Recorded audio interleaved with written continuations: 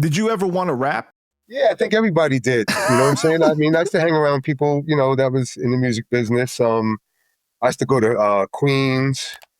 I used to hang out with I hung out with a lot of people, man. My man used to rap in high school, and produce and stuff like that. And kind of like this cat, Delwyn Williams, and this other cat, Butch and stuff. They used to make beats and things.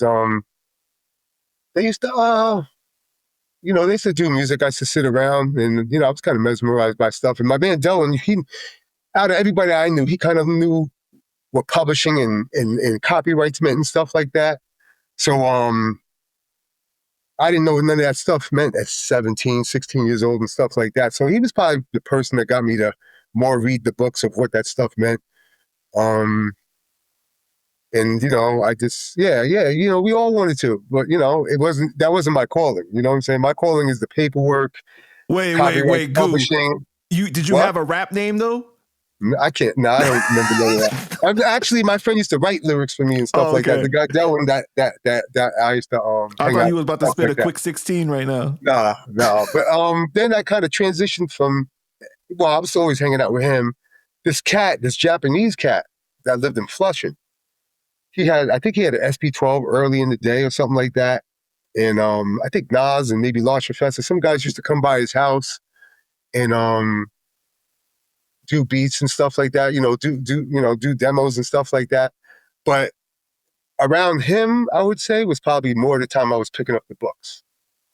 And, it kind of propelled from there. I mean, I started hanging around cats over at Bad Boy, Daddy's house. Two guys I knew used to work there engineering.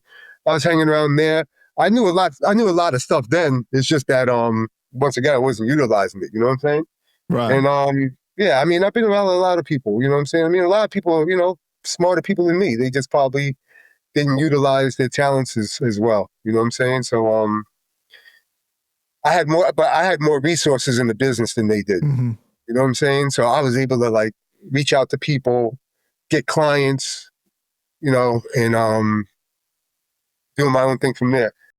So let's take a stroll through your hood, right? When you were a kid, walking the streets, what are you seeing coming up? I mean, part of my family lived the fast life. They were still, going back and forth to Harlem and stuff. So, I seen a lot of stuff I probably shouldn't have seen at an early age, which I really wouldn't want to mention. Right.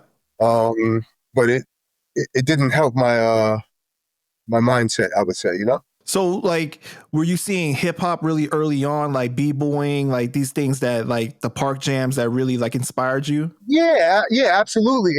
Especially when I moved to Englewood, they had a recording studio on West Street. I used to see a lot of entertainers coming in and out of there and stuff like that.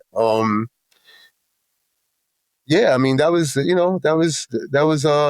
inspirational, you know what I'm saying? At the same time, seeing like Melly Mel and guys like that, run around and stuff like that. I was still more getting into it. There was guys from the town that, that was usual seeing these guys, you know what I'm saying? So it's like, I was more moving from Fort Lee to Englewood, maybe listening to the records, but they've been there, done that, seen these guys, you know what I'm saying? So I was more probably mesmerized than them. Seeing these guys, because they probably already saw them years previously. You know what I'm saying? Right. I moved there like 82-ish or something like that, 83. Can't really remember. So I'm sure most of those guys been there, done that.